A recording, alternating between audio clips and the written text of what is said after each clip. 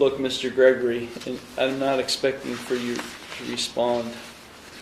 I'm going to set this case for a pretrial conference on the same date as the other pending cases.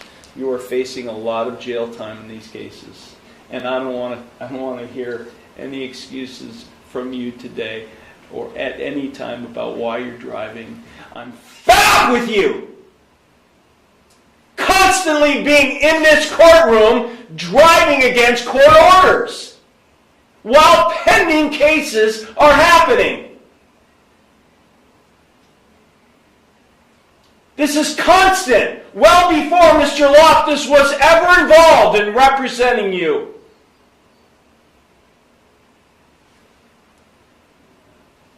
If there's one more incident between now and the next pretrial where you come in to this court having gotten another citation, you might as well just walk to the jail.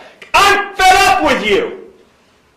I can't believe I'm letting you go. I can't believe I'm letting you walk out this door.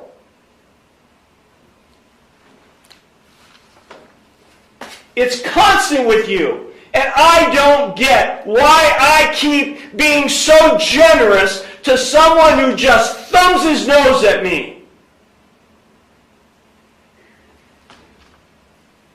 Get your client out of here. I don't want to see his face until the next pretrial. Bond is set, $5,000, personal recognizance, not to operate or be in the driver's seat of another vehicle.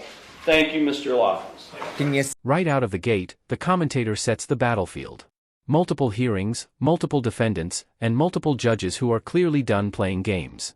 This intro matters because it frames everything you're about to see: stubborn defendants, firm judges, and consequences that don't care about excuses. It's the calm before the storm, letting you know this isn't about technicalities, it's about accountability, courtroom discipline, and what happens when people push authority one step too far. Alright, guys, here's where the temperature starts rising fast. Okay, Ms. Sullivan, did you understand all of the rights and plea options I just explained to everyone? Yes. Do you have any questions regarding any of those? No. Do you recall receiving a copy of the Yes. citation that was issued on November 1st, 2022? Yeah. Okay. You're charged with 2 counts. The first charge is driving under suspension. That is a first-degree misdemeanor. If convicted of this offense, you face a maximum 180 days in jail, a maximum fine of $1,000, and I could impose a license suspension of up to 1 year. And this is a 2-point violation. So do you understand the consequences you face if convicted of that charge? Yes. The second charge is use of headlight beams. That is a minor misdemeanor. That is punishable by a maximum $150 fine and court costs. Do you understand that? Yes. The officer, I don't know why he checked not applicable on the ticket, but it is very applicable. If you need to provide the court proof of insurance that on the vehicle you were driving on November 1st, 2022. If you're not able to provide this court proof of insurance on the vehicle you were driving that day and are convicted of this offense, you do face a mandatory non-compliance suspension with the Bureau of Motor Vehicles. Do you understand that potential consequence? What did you mean by non-political? Whatever the fuck did you say? What did you mean by non-political? Whatever the fuck did you say? Take her into custody. Did you just use the F word in front of these kids and in front of me? Did you just do that? Take her into custody, go down in jail, and then think about what you just said to me in this courtroom in front of these kids, and then maybe, just maybe, I might take your case up later today. Okay? Go. Get out of here. Sir, come. Get out of here. The judge lays out the problem with zero sugarcoating. This defendant keeps driving without a license while already on bond, and the court is officially fed up. Notice the tone: no debate, no back and forth, just a judge drawing a hard line. This moment is important because it shows the court shifting from patience to warning mode. The message is clear: ignore court orders again, and jail stops being a threat and starts becoming a destination. Alright, guys, this is the moment where patience finally snaps. Case number 25W700388, the state of Michigan versus Bradley Peterson. Okay, counsel, your Mr. Pervin Keller, your name for the record, please. Good morning, Your Honor. Yvonne Parabon Keller, P84328, appearing on behalf of Mr. Bradley Peterson, who is present today in the courtroom. All right, thank you. And Mr. Peterson, for the record, please. Brady Thomas Peterson. All right, thank you. And Ms. Bella, your appearance for the record, please.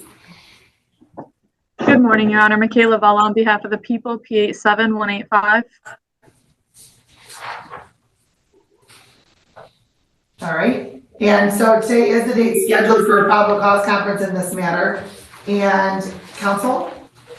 Your Honor, I had the opportunity to speak with Mr. Peterson in the breakout room, and this is something that the court may be aware of, and I am not. Mr. Peterson had recently come out of being incarcerated for the purposes of these proceedings. He got out on bond, and that was arranged. Mr. Peterson and I had discussed a number of things in the breakout room. We discussed going forward with strategy in this case, and Mr. Peterson had informed me that he had filed a motion with the court to remove the judge from this case. And regardless of whether that motion had been filed or not, or whether he intended for such a motion to be filed, I advised him that I was not comfortable with doing so and that I did not agree to do so for the purposes of this case. And as such, him and I discussed that this was going to be a stopping point in going forward with representation. And as such, we parted amicably. And at this time, I would ask to be allowed to recuse myself from this case, Judge. The judge doesn't just warn anymore, he unloads. You can hear disbelief, frustration, and a clear sense of, why am I even giving you chances? This clip hits because it shows how courts respond to repeat defiance. Mercy isn't infinite, and generosity runs out. When a judge openly says he can't believe he's letting someone walk free, that's the courtroom equivalent of a final warning shot. Alright, guys, let's reset the board and set up the next explosion. All right, so counsel, you are asking to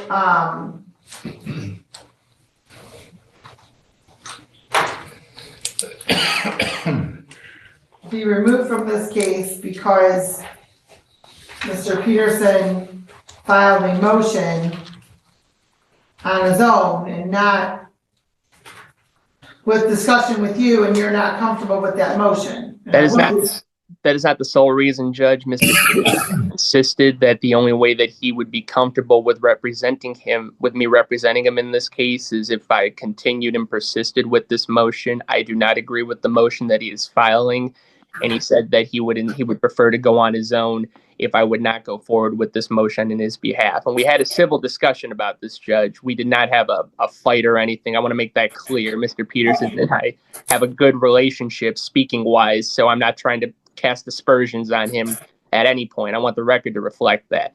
But this is an impasse that we have reached, and that is the reason I have brought this to the court's attention. Okay.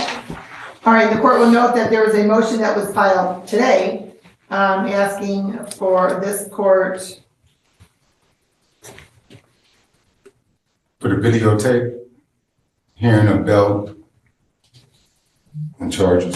Okay, we don't have videotape. You can request a transcript, certainly. That's yes, you can certainly request a transcript. Yeah. You don't need a motion for that. You can request a transcript without a motion, just so you know. Okay, well, we did it over Zoom, so I just assumed that you'd have a videotape of it and not a transcript of the 7th, of January 7th, when we had a bail bond discussion and the charges of trespassing and assault in the city of Woodhaven. We did it over Zoom. I understand we did it over Zoom, but we don't, that was not recorded over Zoom. It was just on recorded on our transcript. Okay, well, I'm gonna have to file a motion for that, I guess, because I don't. No, sir, what I'm saying is that you don't need a motion for transcripts. Okay. You can just request the transcripts. Okay, yeah. There's a fee that you have to pay, but it's not a motion.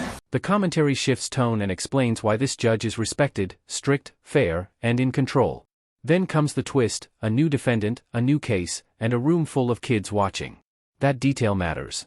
It raises the stakes instantly because whatever happens next isn't just about law, it's about decorum, respect, and what kind of example is about to be set in a public courtroom. Alright, guys, this is where everything detonates. Okay, yeah, I request that. Also, I request on the Michigan Court Rule 2.003. I believe it's filed that on the 17th on Friday or something like that. So Okay, hold on, just a moment. Okay, well, counsel, I will allow you to, I will grant your motion to, terminate representation specifically, as far as moving forward, but counsel, I would just, if you can just stay on these proceedings. Oh, of course, I would ensure, yeah, I have no problem. Let me finish, please. I'm sorry. To advise Mr. Peterson appropriately if he's getting into some territory he shouldn't be getting into, okay? Of course, Judge. Thank you. So the motion you filed today, sir, is regarding the Zoom video that does not exist, but the transcripts you can certainly request, correct? yes. That's all of this one. You filed something on January 17th, and you're requesting our 2.003 to dismiss, qualify the judge as follows. Filed the motion in good faith. The fair bond conditions and restrictions to stop U.S. public protests at city and Glen public schools are biased favors given to plaintiff.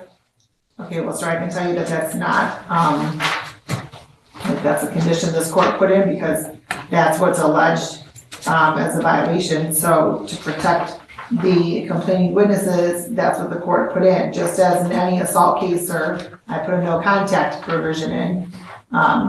And so that is why I did that, not because there's any bias at all. Well, if you keep not at all. If you keep reading, Your Honor, you'll see that the U.S. Federal Court, Judge Grant, Your Honor, because the city of Woodhaven tried to put a PPO on me, specifically told them, case dismissed, that he cannot Okay. violate my constitutional